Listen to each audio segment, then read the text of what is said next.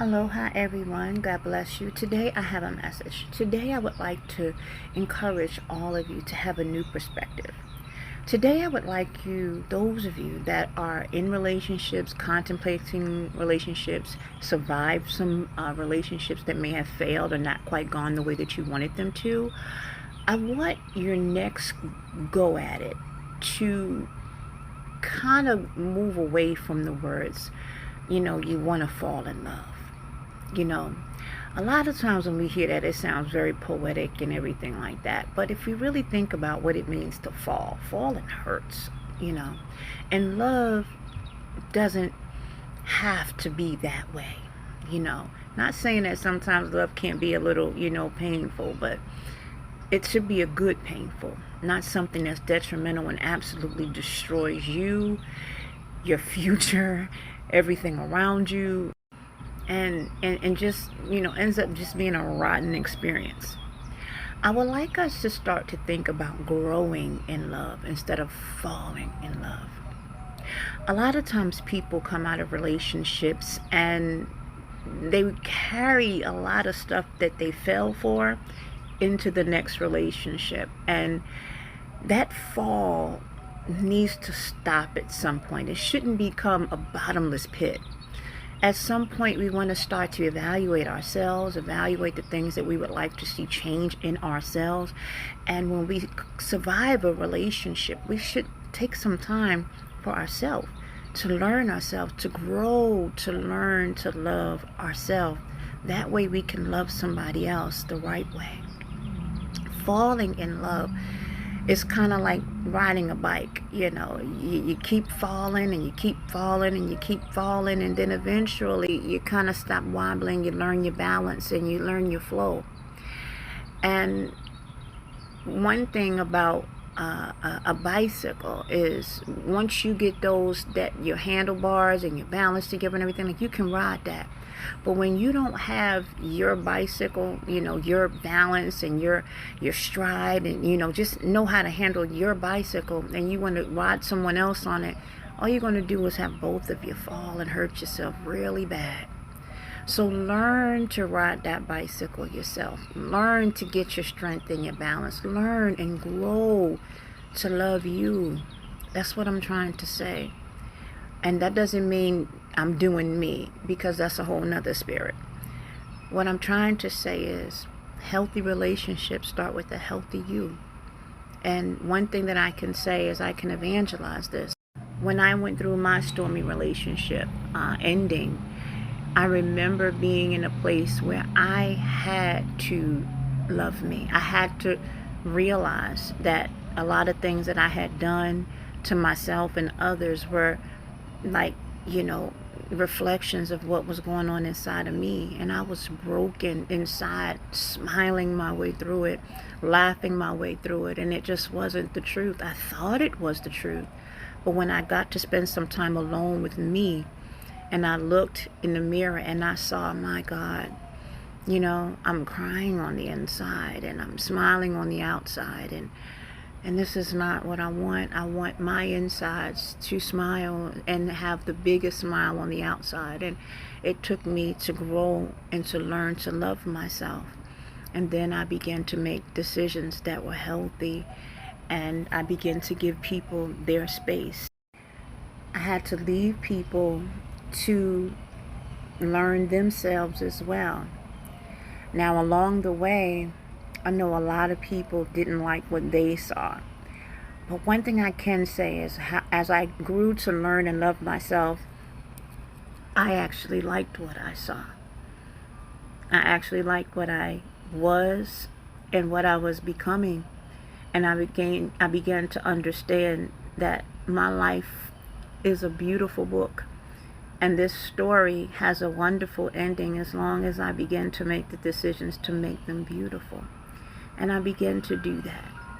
And God graced me with a very wonderful healing mechanism that I would like to also share for those of you that may have gone through this.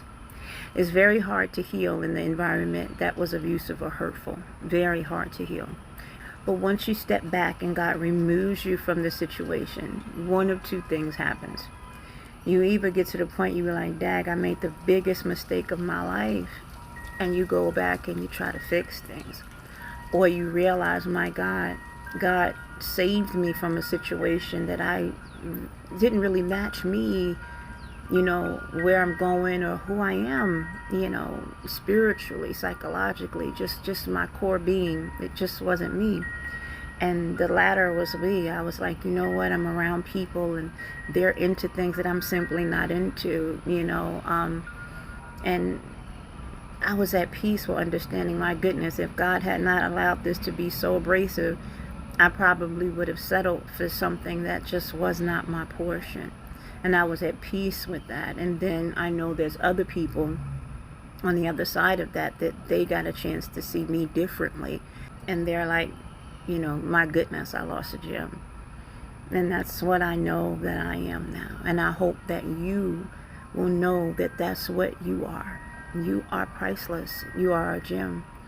And you deserve to shine. Not because of some, boastful, no. Because you are a star. You're made of stardust. The Creator has already ordained you to be wonderfully magnificent. And when you understand that, you will appreciate everything that you've been through. Diamonds go through the most, but look at how they shine. All of the colors of the rainbow are in their facets. And when you understand that, you'll appreciate you. And everyone else around you will have no choice to appreciate you too. There's one thing that you can't deny about a diamond. It's absolutely stunning. One thing that I am thankful for, or many things, but one of many things that I'm thankful for, is that God removed me from the environment that I was and placed me in a completely different place, around completely different people, around a completely different culture. And everything that was painful or would have reminded me or made my healing process, elongated or a little bit tougher, He removed me from that. That's how much God loves me. And I needed to learn to love me that much too. And while I was away for a very long time, I got to laugh and experience things and taste new things and be around different types of people. And it just completely, it was nothing to remind me of anything that was hurtful or painful from what I was trying to escape from. God took me away and I was able to heal. And now I'm better. And I have great friends. I learned through my storm who my friends really were, who were fair weather, who would stick things out, just who was a reflection of me and what God placed around me, because I truly believe now that birds of a feather flock together. And when I say a reflection of me, again, I don't mean something that was boastful. I mean something that, that was what God was placing in front of me, not a hurting type of person, a broken type of person, just looking for everything to be wonderful, doing everything that I humanly can to make it, and I just let go and let God. And when I did that, it was exhilarating. It was exhilarating. Living in faith and walking by faith has been the most absolute wonderful experience of my life. Grow to love you. That way, when you have these relationships and whatever it is that you're looking for to fulfill that void, and companionship that some people have, as you grow to love you, you will know how to grow to love someone else. And you won't have to fall in love anymore. You won't have to fall for the okie doke, or fall from the gimmick, or fall for the sales pitch. You will learn that some things just aren't perfect in the beginning, but when you get in that garden and tend to it and love it and get your hands dirty in that fertile soil, by the time you're done growing that orchard, you are going to have the most beautiful garden.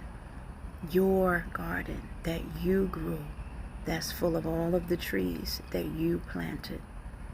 Love yourself, love others, be kind to you, and be kind to others.